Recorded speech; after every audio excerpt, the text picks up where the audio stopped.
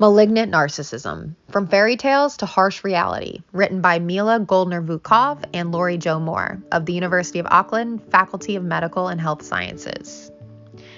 Introduction. Fairy tales allow parents to help children prepare for the realities of life. Although we imagine leaving fantasy behind as we grow up, we continue to mix fantasy with reality throughout life and often deny reason to hold on to our fantasies.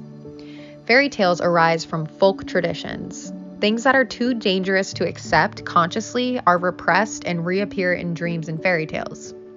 Fairy tales take place in a transitional space between fantasy and magic and reality. The dangerous becomes less frightening in fairy tales where good always triumphs over evil. Good prevails over evil, not the other way around, and we can't let that happen. As youth, we are inducted into society by finding ourselves reflected in folk images. Initially, we live in a world saturated with elementary folk images, and later, we encounter the elementary ideas themselves. Jung described these elementary ideas as archetypes. We must struggle over time with life experiences that put us in touch with good and evil, and if development is to be successful, then metaphorically, the serpent that represents the struggle between life and death has to bite us strongly enough to awaken us to an internal world of transcendence. We need to die in the world of the ego to transcend ourselves. However, not everyone can master this, and not every elemental idea is transcended by society. In the fairy tales of Snow White and Cinderella, an evil stepmother is presented who humiliates and tries to psychologically and physically kill an innocent stepchild. She is presented as an aloof, arrogant, cold person with high social status and power who is preoccupied with external beauty and the need to impress others. She has no remorse for her evil actions. She is loyal to her biological children, whom she treats with entitlement, and projects all her hatred and anger onto her stepchildren. The world is divided into that which is hers, which is perfect, and that which is not hers, which includes bad objects she believes should be humiliated and destroyed. The father figure is frequently absent or passive in fairy tales. He is handicapped in his relationship with the stepmother because he has a child. The cruel woman is not his first choice, but she is beautiful and powerful. He may be attracted to this image because he feels inadequate for losing his first wife and wants to be seen as a success. His primary interest is not in protecting his child. In the end of the fairy tales, the evil stepmother is banished and disappears into a void. She is never punished or asked to redeem herself. The evil stepmother portrays a classical malignant narcissist. The personality disorder of malignant narcissism. The social psychologist Erich Fromm first used the term malignant narcissism, or MN, in 1964, describing it as a severe mental disorder. He called MN the quintessence of evil. It's the totality of evil in my career. Kernberg introduced the concept of MN to psychoanalytic literature in 1984. Very little has been written about MN since his contribution. Kernberg outlined 4 features of this syndrome. 1, a typical core narcissistic personality disorder. 2, antisocial behavior. 3, ego syntonic sadism. And 4, a deeply paranoid orientation toward life. Narcissistic personality disorder. The core features of NPD that are recognized in MN are a grandiose sense of self-importance, preoccupation with fantasies of unlimited success, power, and brilliance, a belief in being special or unique, a strong need for excessive admiration, a sense of entitlement, interpersonal exploitativeness, a lack of empathy, and prominent envy.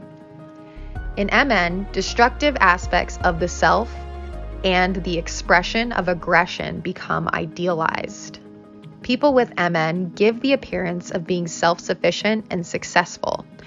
Covertly, however, they are fragile, vulnerable to shame, and sensitive to criticism.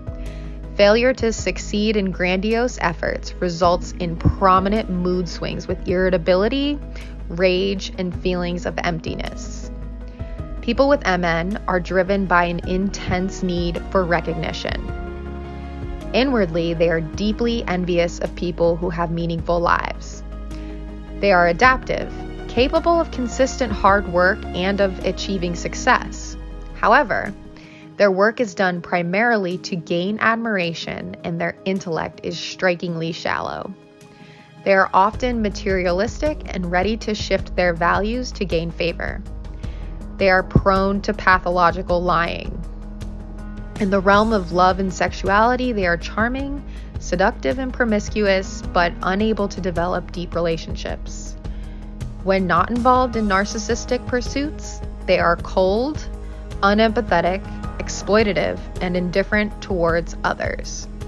Disturbing feelings of inferiority, self-doubt, boredom, alienation, emptiness, and aimlessness underlie their persona. MN is situated between MPD and antisocial personality disorder and is separated from the latter by the capacity for selected loyalties. Malignant narcissism can be differentiated from ASP by the capacity of the malignant narcissist to internalize both aggressive and sadistic features of the pathological grandiose self. People with ASP have a paranoid stance against external influences that makes them unwilling to internalize even the values of aggression. Malignant narcissists develop identification with powerful people and rely on internal sadistic and powerful parental images. Antisocial features. Their antisocial behavior does not meet the DSM-4 criteria for antisocial personality disorder. They are contemptuous of social conventions and show a passive tendency to lie, steal, and mismanage money. They may commit burglary, assault, or murder, and they may even become leaders of sadistic or terrorist groups. They are capable of feeling concern and loyalty for others, but primarily for their disciples or blind followers. They realize that others have moral concerns, but they easily rationalize their antisocial behavior. They are adept at avoiding detection. Ego-syntonic sadism. The ego-syntonic sadism of MN is displayed by a characterologically anchored aggression. It is expressed in a conscious ideology of aggressive self-affirmation. Individuals with MN have a tendency to destroy, symbolically castrate, and dehumanize others. Their rage is fueled by the desire for revenge. They may present with chronic, ego-syntonic, suicidal tendencies, but this rarely reflects depression. They become suicidal during crisis, and when, as masters of their own fate, they see suicide as something triumphant. Paranoid features. Kernberg believes the paranoid orientation of MN may be the basic cause of their self-inflation.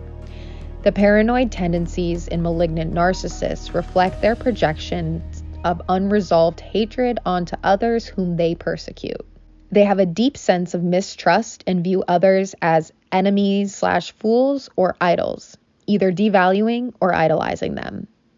They have disorganized superegos and consequently lack the capacity for remorse, sadness, or self-exploration. They are preoccupied with conspiracy theories. Their pathological grandiosity is a defense against paranoid anxiety.